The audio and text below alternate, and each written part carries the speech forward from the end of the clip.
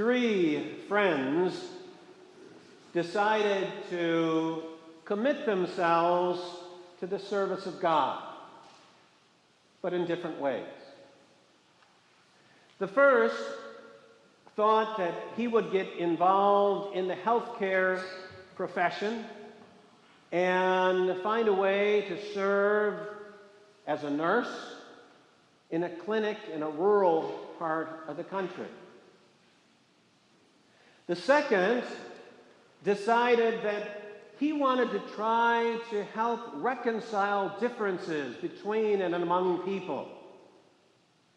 And so he went to work in a community organization in a very large city, in a tough neighborhood of that large city, where he would be working with gangs and trying to help resolve that terrible blight of gang violence. And the third friend decided that he would serve God by moving out to the desert, to a hermitage, and to dedicate himself to prayer. And so it happened for all three. And after some time, the first, who was involved in that nursing clinic, that clinic where he was doing nursing, he realized that he was able to do a lot of good, but he was also so frustrated because there was so much he couldn't do. There was so much poverty in this particular rural area. There were so many problems that these people had, so many social problems that he couldn't heal or bring a remedy to. And so he was very, very frustrated in this ministry. And the second man, who went to work in the inner city, had a very similar experience. He really wanted to try to help bring people to reconciliation, to resolve conflicts, to reduce that terrible gang violence, the plague of gangs in so many big cities.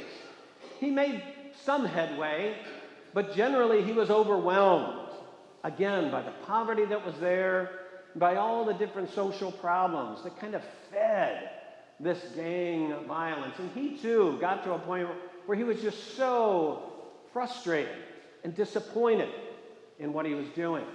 And so the two of them decided to go find their friend in the desert who dedicated himself to prayer, to see how he was doing and perhaps get some advice. And so they did. And they found him in his hermitage.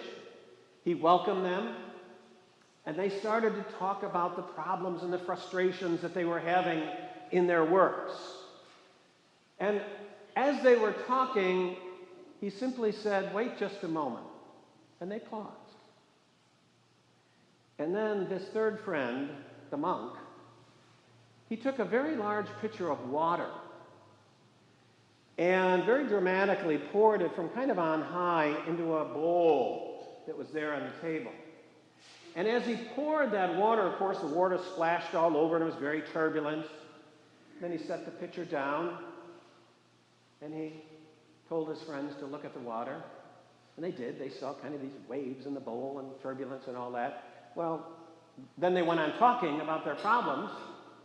And the monk patiently continued to listen.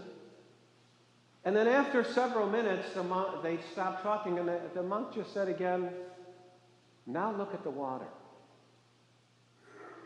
And they looked into the bowl, and the water had become very still. And they could see their own reflections in the stillness of the water, as though they were looking into a mirror. And the monk said to his two friends, "You know, in the great motion of your lives, among people and out there in the world,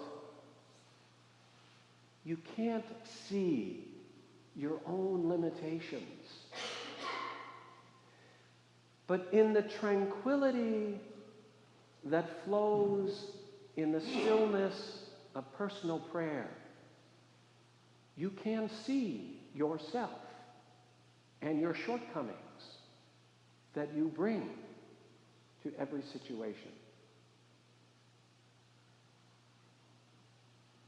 We've begun the season of Lent, and we Ask God to help us enter into its spirit, a spirit of prayerfulness, a spirit of reflection, so that we may once again look to ourselves and recognize, yes, our limitations as well as our strengths, and renew our relationship with God.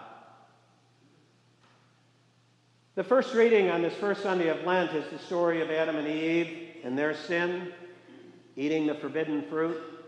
It's basically a great sacred myth about how we so often, we human beings, resist our creatureliness and act as though we were more, act as though we were God.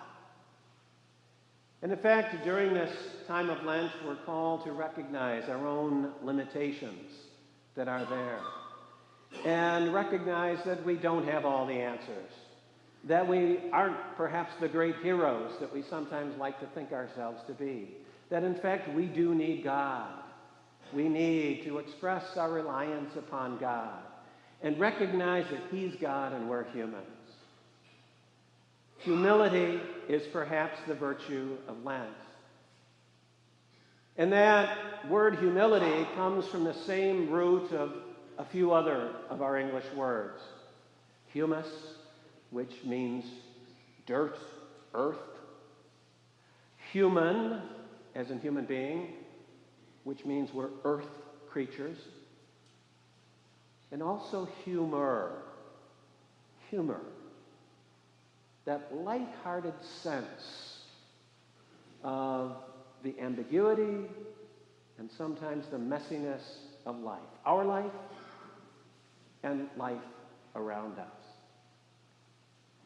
As we enter into this reflective period of Lent again as a community of faith, we ask God to help us really use the grace, the blessing of this season, so that we might become a more faithful followers of Jesus, recognizing our creatureliness, which includes our strengths and our weaknesses, and especially our reliance upon our God.